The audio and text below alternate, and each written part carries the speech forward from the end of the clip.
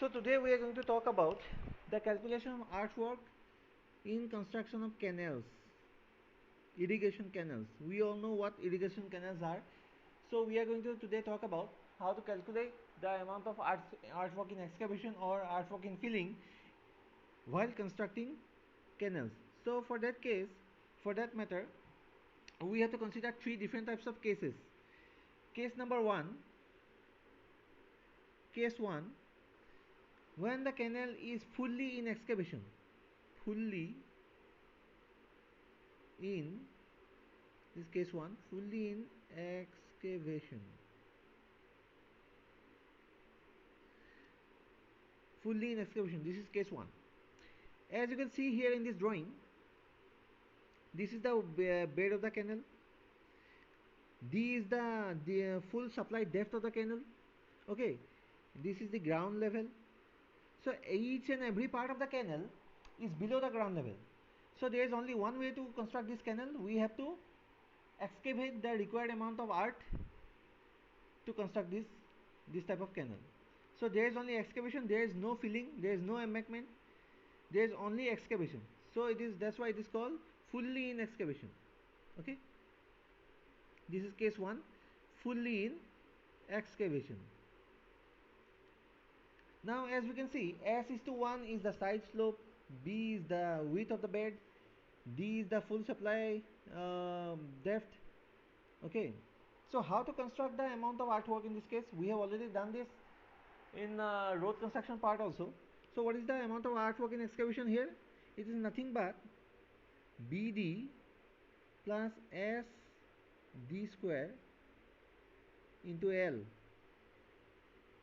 L is the length of the canal, B is the bed width, D is the depth, S is the side slope. Okay, very simple. So this is the total amount of earthwork in excavation for this type of canal. Now what is the total width of the canal? What is this width? This is nothing but, we already found this in road construction part also, this is SD. In this side also, this is SD. So the total width of the canal will be very easy, B plus SD on left hand side, SD on the right hand side, so twice SD. B plus twice SD is the total width of the canal. Okay. So what is the width of permanent land? That means the total width of land acquired for construction of this canal. So B plus twice SD plus roads on either side, roads on either side plus extra land whatever required, extra land beyond the roads. Remember this, B plus twice SD plus road required on either side plus extra land beyond the roads. Always write extra land beyond the roads. I don't have enough space here, that's why I have written only extra land. You write extra land beyond the roads. Okay, so this is the total permanent land acquired for this type of canal. Okay, so after this we are going to talk about case 2. So this is case 2, when the canal is, this is case 2, when the canal is partly in excavation and partly in embankment. Okay, here you can see this portion is excavated and this portion are filled up or embankment. So there is excavated portion also and there is embankment portion also. So that is why this is called partly in excavation and partly in embankment. Okay, so what we are doing here, we are first excavating this portion, we are first excavating this earth, and whatever earth we have found out by excavating this portion, we have used that earth to construct this and to construct this. If this amount of earth is sufficient, if this amount of earth is sufficient for constructing this bank on the right hand side and this bank on the left hand side, then this depth is called economical depth of digging or balancing depth. I am repeating it once again. If this amount of earth which we have excavated, that amount of earth is sufficient for constructing this bank on the right hand side and this bank on the left hand side, then the depth of excavation is called the economical depth of digging or balancing depth. Okay. Now how we are going to find out the earthwork in excavation? It is very simple. We have also done this in the past during the road construction or in the case 1 also. Earthwork in excavation for this portion, earthwork in excavation for this portion is this one, BD plus SD square. B is the width of the bed, D is the depth of excavation, depth of full supply level.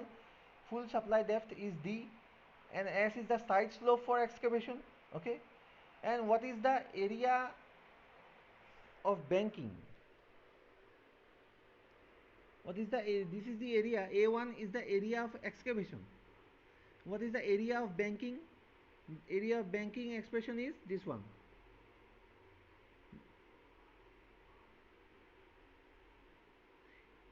A2 is B1 plus B2 into H. B1 is the width of the bank on the left hand side.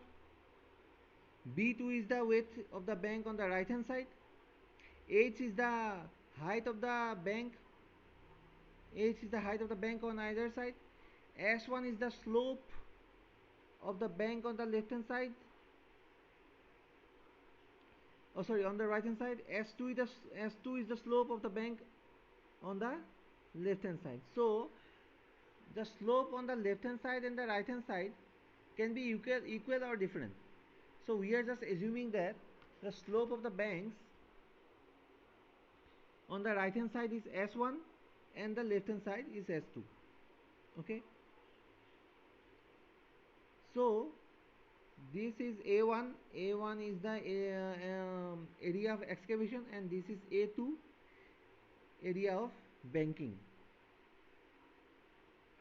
So if we are to find out the economical depth, how we are going to find out the economical depth? We will always equate A1 to A2. We will always make A1 equal to A2, and from that, suppose we know all the values. We know B1, we know B2, we know H, we know S1, we know S2. All these things will be given. So with these values we can easily find out A2. So when we know A2, we will equate A2 with A1. So with that, what is the expression for A1? It is BD plus SD square. So from this expression, when we know the value of A2, we will equate this with A1 and we will find out the value of D. Always we will equate the area of excavation to the area of banking to find out the value of D, that means the value of economical depth. Usually D means full supply depth, but when A1 is equal to A2, D is also called the economical depth. That means the area of excavation is equal to area of banking. So in that way we can find out the economical depth of digging. Okay, so now we are going to find out what is the total amount of permanent land that is going to be acquired by the government for construction of this kind of canal. What is the permanent width of land that needs to be acquired for construction of this type of canal? So how we are going to find out? What is the bed width? Bed width is B plus B1. What the width of left hand side bank? B2, the width of the right hand side bank, plus twice S1H plus twice S2H plus twice SD plus, I am just continuing here, plus whatever the extra lands that is required by the government. So B1 plus B2, capital B plus B1 plus B2 plus twice S1H plus twice S2H plus twice SD plus extra land is the total amount of permanent width of land that needs to be acquired for construction of this type of canal. Okay. Now let us come to case 3. In this case, the canal is fully in banking. As you can see in the drawing, this is the ground level, and each and every part of the canal is above the ground level. Okay, so there is no excavation in this part, there is only earth filling or earth banking. Okay, so how we are going to find out the amount of earth filling or banking in this case?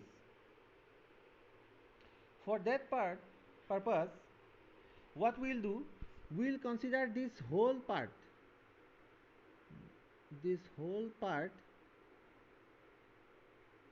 as one section, and we will calculate the area of this whole section. Then from that particular section we will deduct this portion.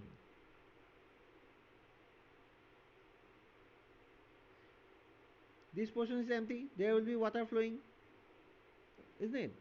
So we will deduct this portion.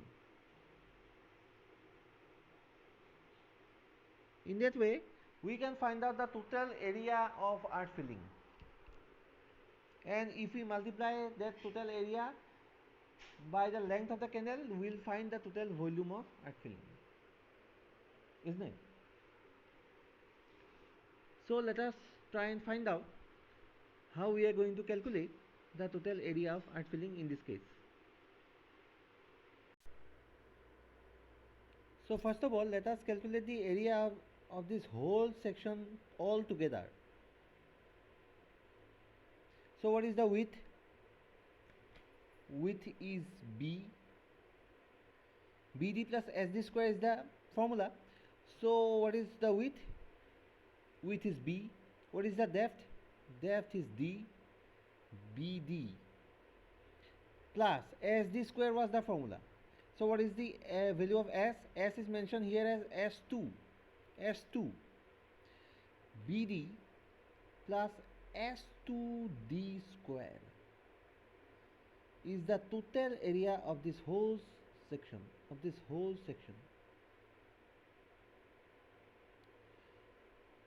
Now from this total area, we will deduct this portion.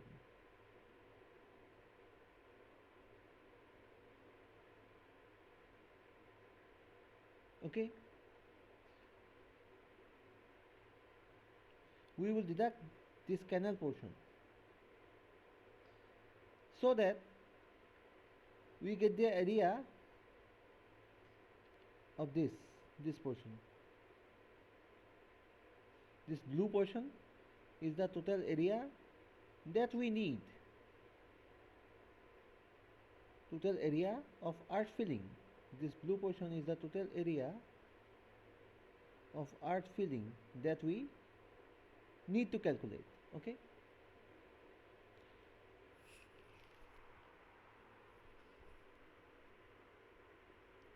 So minus, what is the area of the canal portion? This blue portion, what is the area? What is the width? Width is small b minus bd plus sd square was the formula. So what is d? What is the depth? Depth is h. So bh, that is your bd plus sd square. So s is denoted as s1 h square. This is the required area. From the total area, we have deducted this portion. So the left portion is the required area. BD plus S2D square minus BH plus S1H square is the total area of arch filling in this type of canal.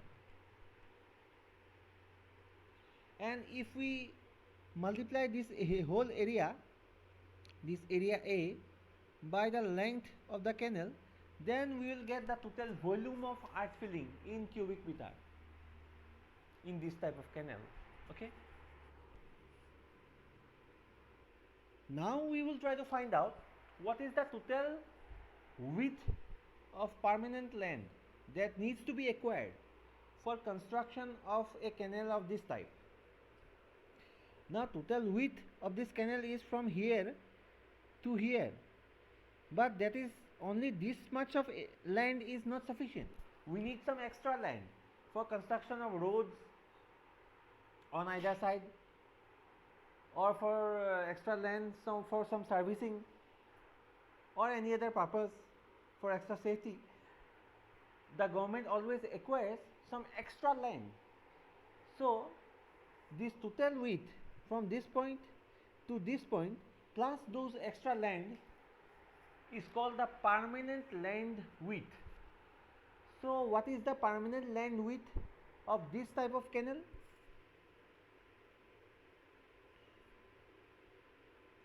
It is nothing but the top width. What is the top width from this point to this point? It is capital B, and we know how to find out capital B. This is the expression for capital B. Capital B plus this width. What is this width? What is this? This width? S2D.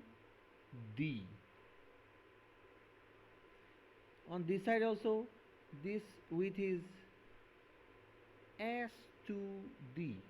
So twice S2D. So top width plus twice S2D on the left side, S2D on the right side, that means twice S2D plus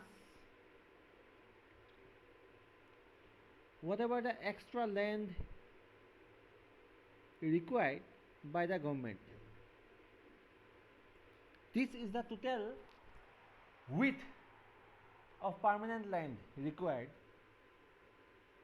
for construction of this type of canal.